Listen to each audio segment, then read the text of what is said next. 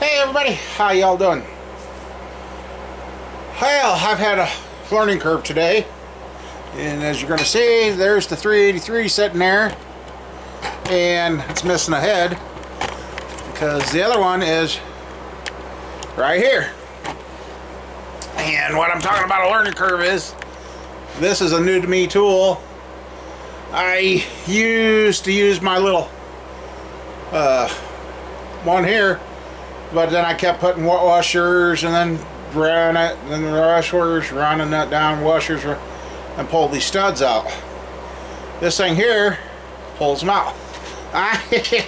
When I started doing this today, I had a regular nuts, and because I couldn't find my standard nuts that wouldn't lock down and all this, and I'm like, oh come on. I had more tools out than I needed, and I've got a mess all over the place, and I'm going to check once here while I'm talking to you guys too, because oops. Really? Let's see. I can see that. Anyway, what I'm looking at here is this bearing to see if it says this side up or this side down. Okay, I'll get her out here. I'll show you. That bearing there's got that side and that side, and I kind of figured I'll put this on the bearing side and it rolls, you'd think. Well, I have now started putting it on the cage side, and it works so much better. So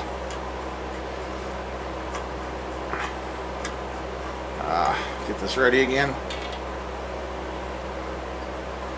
I learned a trick with this too. When you turn that down and it stops, I figured out an angle where it works for me. I don't know if it'll work for you, but it works for me. I've got this one and this one left to do. The rest of them already done. I wasn't going to show you all of them because, man, I looked like a monkey playing with a football earlier. I was like, what the heck?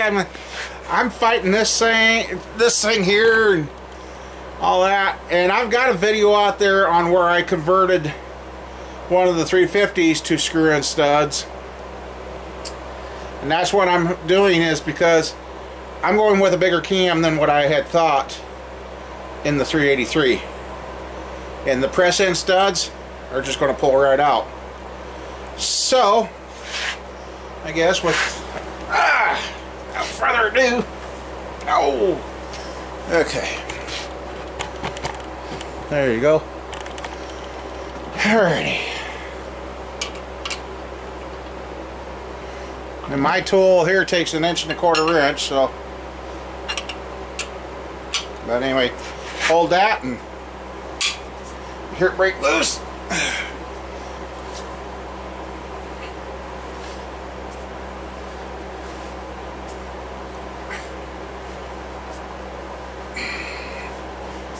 And then you just sit here and twist.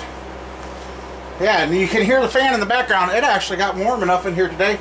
I was sweating. I think the furnace has only turned on once since I've been here today.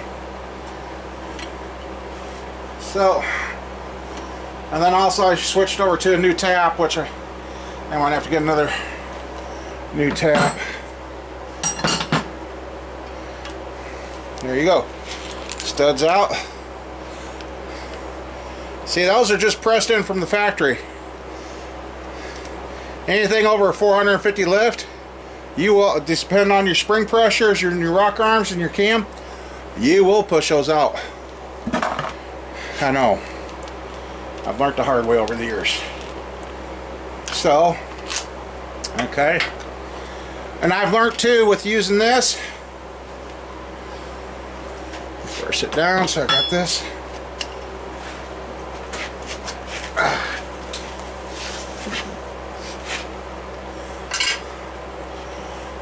Part of my problem today was I couldn't find my nuts.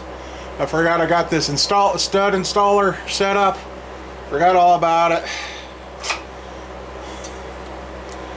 But anyway, the way these studs are made, and I've learned with this thing, I'll show you, to keep these coming out square, there's a little bit of a shoulder right there. And I also learned too, don't use a long ratchet when installing these. A few years ago, where'd it go? Don't. This one's almost too long, but it's working. Anyway, I got a washer here because of that shoulder. Sometimes it goes down to the surface, sometimes it don't. What I've learned with using this tool here is it's designed that you're supposed to put this pin in and it'll hold it. Well, I learned years ago when I'm doing this, you can get off doing that. So I pull one stud, do it, and then jam this down. But in the process of doing it, I tighten it and I use the tap to center it, and then I just don't go whole hog, and then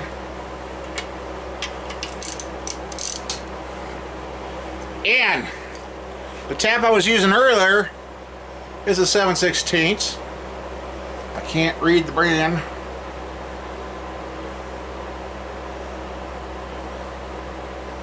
I can't read it. Anyway, it's a good tap, but I had to get into my big set as I found out there's some blind holes on some of these studs, and this area here was too long. I couldn't get enough thread cut down. This tap has just enough difference. I'm just getting them down in there. So you got to pay attention when you're tapping.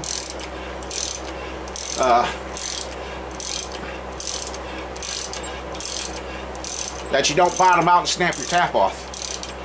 Even those tools, that tool set I got from removing a broken tap, I don't think would get it out of there, so I don't know what you would end up doing. But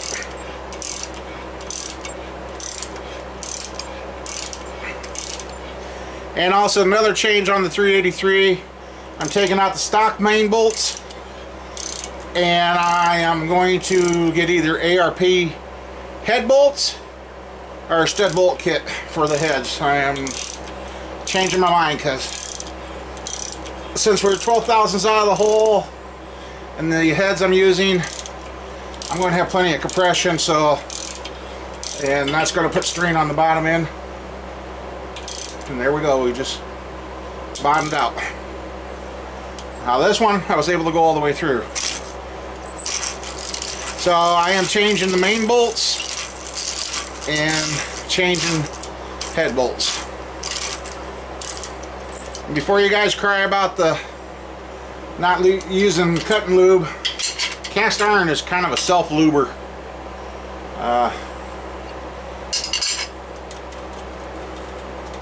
So, okay. If you got your headphones on, plug it. Be ready. I guess that ain't so bad.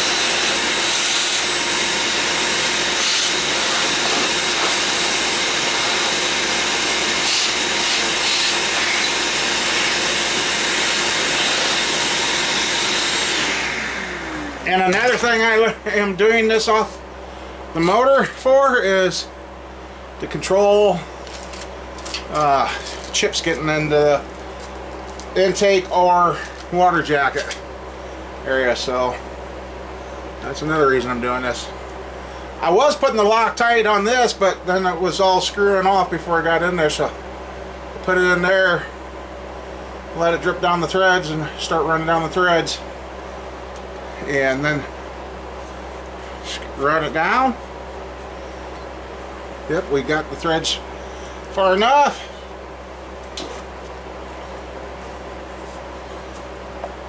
And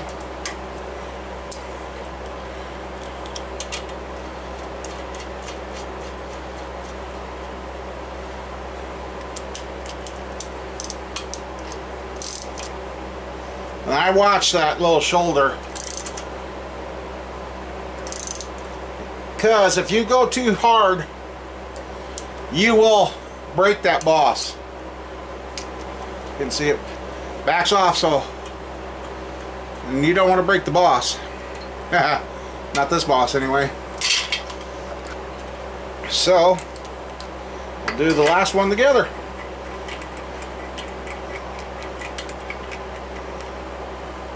Back it off.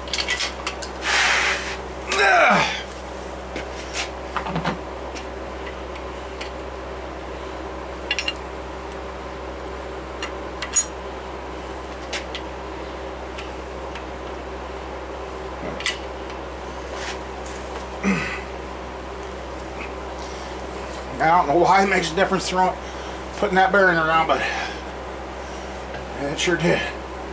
That first head I fought and fought and fought. Holy crud.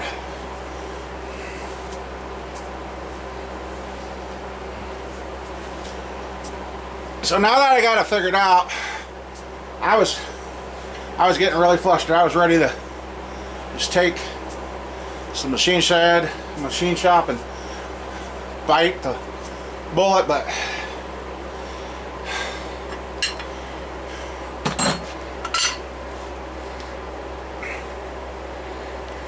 and there you go.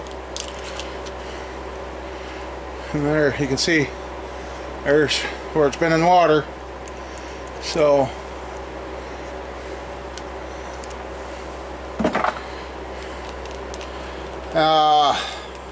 if you go get this set up, shop around. Now see, I did have it the other way, so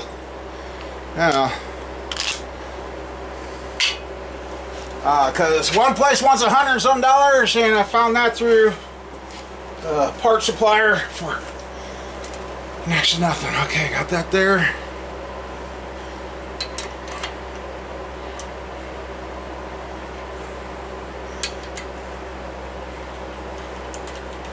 Run that's down so it's finger tight, because also when you do that, and since this is cut square, that's cut square, it squares up everything, so you know you're going in square.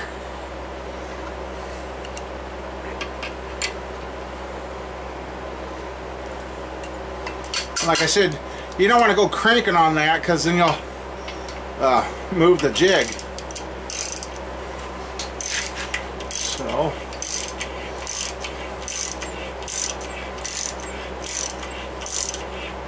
and I can tell this tap has dulled some, but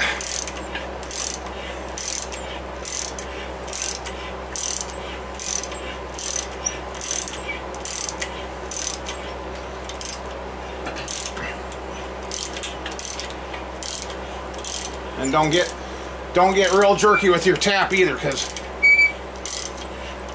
that will create problems.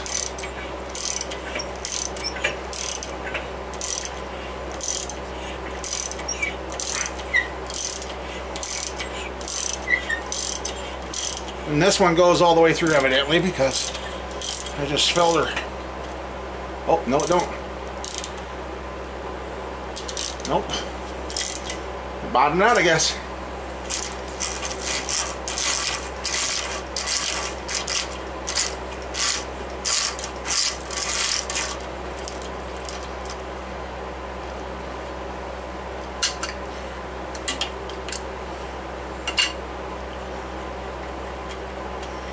Oh. Okay, now I feel a little bit better about converting to screw-in studs. Vacuum again.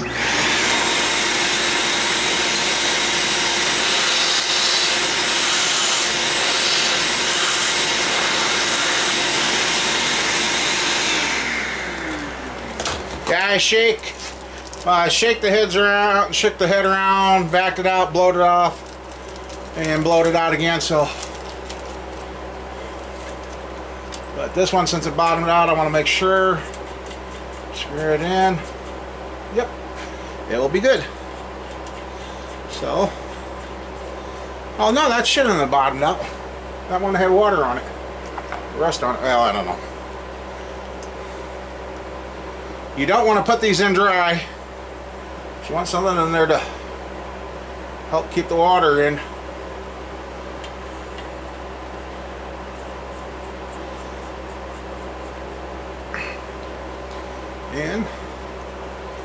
And so I'm using a block on the engine stand to work on this.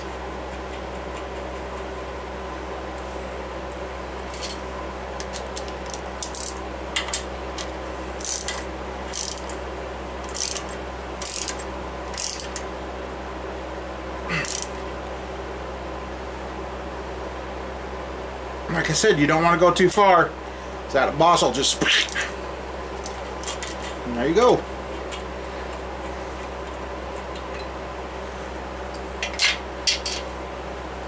And I come in and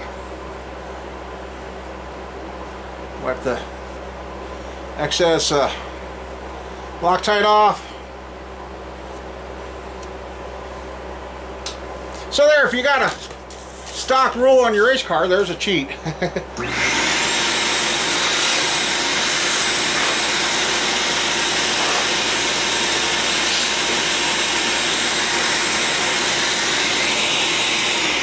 There we go. So that's the last hose for this motor.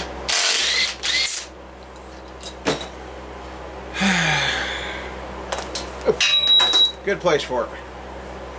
Well, I'm gonna dump the filings out of this, back it out, blow it out, and then we'll sit her on the 383. Okay, I'll show you. Oh, come on, eyeballs. Too close to my face. I mean, they're same height. They're all in line. They're not cockeyed. They're right where they're supposed to be. That looks really good. So, I'm happy with the install. Okay, and I'm also using a Felpro 1003 head gasket. I see they mark them up now. So, yeah. There's something sticky on them, so got that there. So,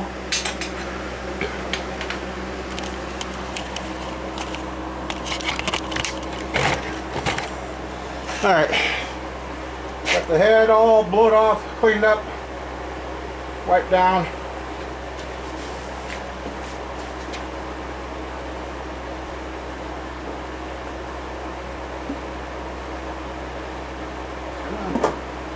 And also, I've set, oops, that's not a good sign.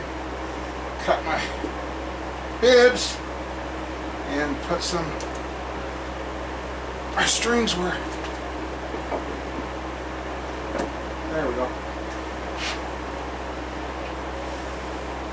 And I've also said don't forget this plug in the deck in this corner, otherwise when you realize you forgot it, depending on what stage you are, you're tearing everything down to get this head off. So yeah, so my tools was this little installer. It's a 3/8 by 24 11/16 socket to drive this, crescent wrench, my stud block and tap setup, stud puller. There you go. That's a big chunk of metal hollowed out, and then that's a support spot around the head so you don't pull the cast iron with it. And then a good tap and die set. Just like I said,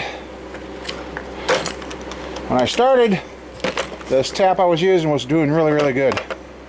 It's a little dull, but still working. But yeah, and then a old great neck 1.25" for the one tool. Whew. So yes,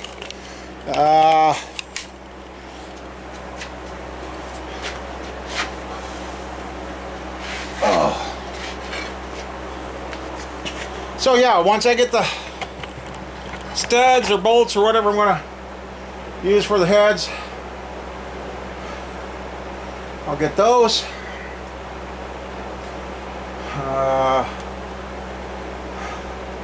Then I can put the heads on. And then I'm going to go ahead and put my Victor Jr. intake on this. And I'm going to see what I got to do to figure out to convert one of my Hollies to an E85 carburetor. I want to run this motor on E85 and see what it does.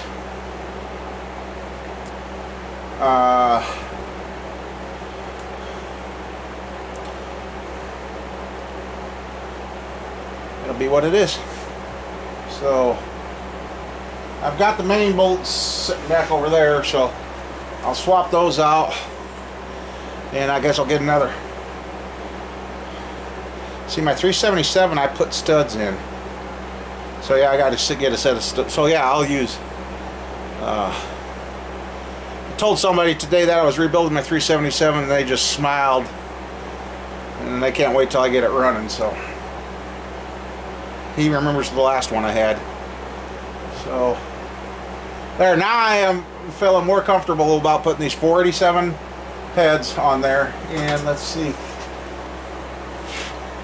I can't remember. Ouch! Whoops, almost. Okay, that one's a K15 of 71. This one is a H18 of 70. And the block is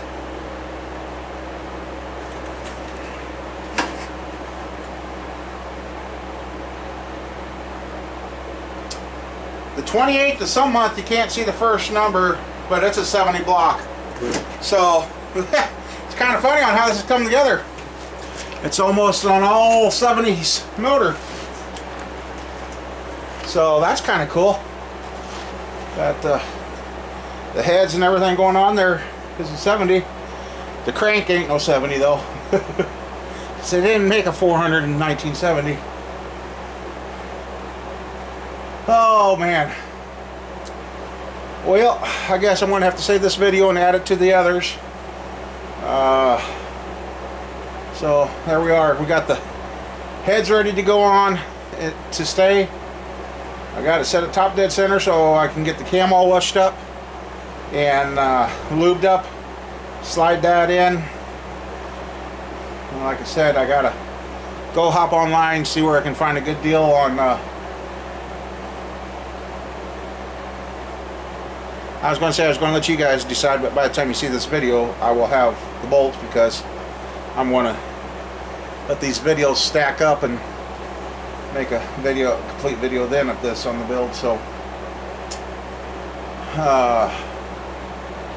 the compressed thickness of these gaskets is supposed to be 42 thousandths.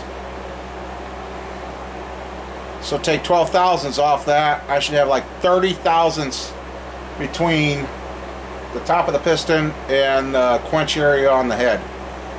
So yeah. Ought to prove interesting. So I guess see you when I got the more of the parts in for the 383.